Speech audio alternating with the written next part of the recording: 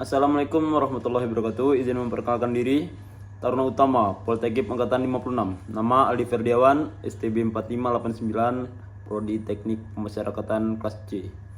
Pada kesempatan kali ini saya akan menyampaikan terkait kode etik petugas pemasyarakatan, di mana kode etik petugas pemasyarakatan adalah seperangkat prinsip dan pedoman yang mengatur perilaku dan tanggung jawab petugas pemasyarakatan dalam melaksanakan tugasnya. Kode etik ini bertujuan untuk memastikan bahwa petugas bertindak dengan integritas, profesionalisme, dan menghormati hak asasi manusia. Beberapa prinsip utama dalam kode etik petugas pemasyarakatan meliputi yang pertama ada integritas dan kejujuran, di mana petugas pemasyarakatan harus bertindak jujur dan menjaga integritas dalam semua tindakan dan keputusan mereka. Mereka harus menghindari tindakan korupsi dan penyalahgunaan wewenang. Yang kedua ada kerja profesional, di mana petugas harus melaksanakan tugas mereka dengan profesionalisme, kompetensi, dan dedikasi tinggi. Mereka harus terus meningkatkan pengetahuan dan keterampilan mereka untuk memberikan pelayanan yang terbaik. Yang ketiga ada menghormati hak asasi manusia. Petugas harus menghormati dan melindungi hak asasi manusia semua narapidana. Ini termasuk perlakuan yang adil, manusiawi, dan bebas dari penyiksaan atau perlakuan yang merendahkan martabat. Yang keempat, ada kerahasiaan, di mana petugas pemasyarakatan harus menjaga kerahasiaan informasi tentang narapidana, kecuali diizinkan oleh hukum atau kebijakan yang berlaku. Selanjutnya ada non-diskriminasi, di mana petugas harus memperlakukan semua narapidana dengan adil tanpa memandang ras, agama, jenis kelamin, etnis, atau situasi status sosial. Selanjutnya ada tanggung jawab dan akuntabilitas. Petugas harus bertanggung jawab atas tindakan mereka dan siap untuk diaudit serta dipertanggungjawabkan oleh atasan dan otoritas yang relevan. Yang ketujuh ada kerjasama dan komunikasi. Petugas harus bekerja sama dengan kolega, narapidana, dan pihak eksternal dengan baik serta memelihara komunikasi yang efektif dan konstruktif. Dengan menjelaskan kode etik ini, petugas pemasyarakatan diharapkan dapat menjalankan tugas mereka dengan profesionalisme dan etika yang tinggi serta menjaga integritas dan kredibilitas situasi pemasyarakatan. Undang-Undang Nomor KP 0502 Tahun 2011 tentang Kode Etik Pegawai Pemasyarakatan menetapkan standar perilaku untuk para pegawai pemasyarakatan. Beberapa pasal penting dalam kode etik tersebut meliputi: yang pertama ada pasal 4, di mana menegaskan bahwa pegawai pemasyarakatan harus menjaga profesionalisme, integritas, kejujuran, dan netralitas dalam melaksanakan tugasnya. Yang kedua, ada pasal 7, mengatur tentang kewajiban pegawai pemasyarakatan untuk menjaga kerahasiaan informasi yang diperoleh dalam menjalankan tugasnya. Yang ketiga, pasal 9, menetapkan bahwa pegawai pemasyarakatan harus menghindari konflik kepentingan dan tidak boleh menerima hadiah, penghargaan, atau imbalan lain yang dapat mempengaruhi kemandiriannya dalam menjalankan tugasnya. Ini hanya beberapa contoh, namun terdapat lebih banyak pasal yang mengatur berbagai aspek perilaku dan kewajiban pegawai pemasyarakatan sesuai dengan standar etika dan integritas yang tinggi. Tentu berikut penjelasan lebih lengkap mengenai beberapa aspek utama kode etik pegawai pemasyarakatan berdasarkan Undang-Undang Nomor KP 0502 Tahun 2011, di mana yang pertama profesionalisme.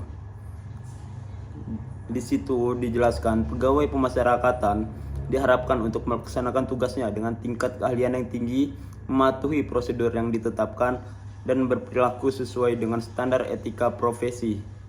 Yang kedua, ada integritas. Mereka diwajibkan untuk bertindak dengan jujur, adil, dan konsisten, serta menghindari segala bentuk perilaku yang merugikan integritas lembaga pemasyarakatan. Yang ketiga, kerahasiaan. Pegawai pemasyarakatan harus menjaga kerahasiaan informasi yang mereka peroleh dalam menjalankan tugasnya, terutama informasi yang bersifat pribadi atau sensitif bagi narapidana dan lembaga pemasyarakatan. Yang keempat, ada netralitas. Mereka harus tetap netral dan tidak memihak dalam menangani kasus-kasus narapidana atau konflik di dalam lembaga pemasyarakatan, serta tidak membiarkan faktor-faktor pribadi atau eksternal mempengaruhi pengambilan keputusan. Yang kelima, ada konflik kepentingan. Pegawai pemasyarakatan harus menghindari konflik kepentingan antara tugas resmi dan kepentingan pribadi, serta tidak boleh menerima hadiah, penghargaan, atau imbalan lain yang dapat mempengaruhi independensi dan integritas mereka. Yang keenam, penggunaan sumber daya. Mereka harus menggunakan sumber daya lembaga pemasyarakatan secara efisien dan bertanggung jawab, serta tidak menyalahgunakan kekuasaan atau fasilitas yang diberikan kepada mereka. Ini hanya beberapa poin yang diatur dalam kode etik tersebut. Namun, keseluruhannya bertujuan untuk menjaga standar etika, integritas, dan profesionalisme para pegawai pemasyarakatan dalam melaksanakan tugas mereka demi kepentingan yang lebih besar, yaitu pemulihan dan rehabilitas narapidana, serta menjaga keamanan dan ketertiban di dalam lembaga pemasyarakatan. Sekian penjelasan tentang kode etik pemasyarakatan dari saya. Semoga dapat membantu saya dalam menyelesaikan tugas kode etik petugas pemasyarakatan. Terima kasih. Assalamualaikum warahmatullahi wabarakatuh. Izin memperkenalkan diri. Taruna Utama, Politeknik Ilmu Pemasyarakatan Angkatan 56. Nama Aldi Ferdiawan, STB 4589, Prodi Teknik Pemasyarakatan C. Di sini saya akan mewawancarai salah satu petugas di lapas kelas 2A Sumbawa Besar terkait etika profesi. Ya, Assalamualaikum warahmatullahi wabarakatuh. Selamat Waalaikumsalam warahmatullahi di wabarakatuh. langsung aja, apa yang dimaksud dengan kode etik petugas pemasyarakatan yang Bapak tahu? Petugas pemasyarakatan ini memiliki kode etik yang berfungsi untuk sebagai pedoman perilaku petugas pemasyarakatan untuk menjalankan tugas dan tanggung jawab pada saat bertugas maupun di luar kedinasan. Oke, terus untuk terkait landasan hukum yang mendasari kode etik petugas, menurut Bapak Setahu gimana? saya kalau tidak salah itu Peraturan Menteri Hukum dan HAM nomor 16 KP.0502 tentang tahun 2011 tentang kode etik petugas pemasyarakatan. Pertanyaan ketiga, eh, berapa peraturan lain yang mendasari kode etik petugas pemasyarakatan menurut Bapak? Menurut saya yang mendasari peraturan kode etik itu ada di Undang-Undang Nomor 31 tahun 99 tentang pemasyarakatan, Peraturan Pemerintah Nomor 31 tahun 2010 tentang penyelenggaraan pemasyarakatan, serta Permenkumham Nomor 3 tahun 2016 tentang standar kompetensi jabatan pemasyarakatan. Untuk selanjutnya, mungkin Bapak bisa jelaskan, Pak, tujuan diberlakukan kode etik petugas pemasyarakatan itu seperti apa, Pak? Diberlakukannya kode etik itu sebenarnya untuk meningkatkan profesionalisme petugas pemasyarakatan dalam bertugas, serta menjadi koridor batas bagi petugas pemasyarakatan untuk melakukan sesuatu, tidak menyalahgunakan wewenang sebagai petugas pemasyarakatan itu sendiri. Berarti sudah paham ya etika-etika yang berada di jadi petugas pemasyarakatan. Menurut Bapak nih, prinsip-prinsip dasar, Pak, yang terkandung dalam kode etik petugas pemasyarakatan itu seperti apa, Pak? Mungkin bisa disampaikan, Pak, yang Bapak tahu, Pak. Maksudnya di sini kita bertugas sebagai petugas pemasyarakatan tidak hanya bertanggung jawab secara moral, secara langsung kepada atasan, tentu kita juga bertanggung jawab kepada Tuhan Yang Maha Esa sebagai insan yang beragama. Untuk nilai-nilai luhur, Pak, yang menurut Bapak menjadi pedoman bagi petugas pemasyarakatan itu seperti apa tuh, Pak? Untuk nilai-nilai luhurnya. Kalau nilai luhur yang menjadi pedoman petugas pemasyarakatan itu sebenarnya ada di Tridharma petugas pemasyarakatan itu sendiri Ya, ya. dan ikrar petugas pemasyarakatan. Hmm, Dan di Lapas Sumbawa kebetulan kami tetap membacakannya setiap bacakan. apel. Terkait bagaimana menurut Bapak cara penerapan kode etik petugas pemasyarakatan di kehidupan sehari-hari ini, Pak? Kehidupan Bapak.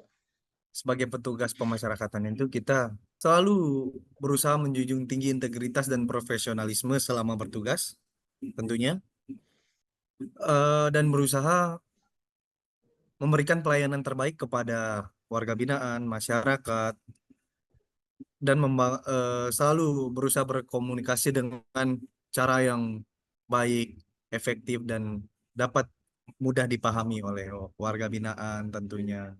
Berarti itu sudah diimplementasikan langsung ya Pak untuk di Lapas Sumbawa sendiri. Ya, seperti itu. Di Lapas Sumbawa kami sudah mengimplementasikannya. Eh, Menurut Bapak nih siapa saja Pak yang berwenang menegakkan kode etik petugas pemasyarakatan? Tentunya atasan langsung saya, Hmm, pejabat yang menjadi pembina kepegawaian, dan tentunya majelis kode etik pegawai pemasyarakatan sendiri. Oh Menurut ya, Bapak kira-kira sanksi apa Pak yang didapat diberikan pada petugas pemasyarakatan yang melanggar kode etik Pak? bisa seperti penurunan pangkat. Yang melanggar kode etik itu bisa dilakukan penurunan pangkat, PTDH, pemberhentian dengan tidak hormat. Berarti bukan cuma napi aja yang berkasus dipindah ya, pegawai juga bisa. Ya, kita bisa berkasus ya. Langsung perkenalkan diri dulu Pak langsung. Oh iya, nama saya Aulia Titan Mahiza, NIP 19980817 2017 Saya bertugas di bagian kepegawaian dan keuangan di subbagian tata usaha. Terima kasih atas doa dan waktu yang diluangkan. Sekian video dari saya. Wassalamualaikum warahmatullahi wabarakatuh.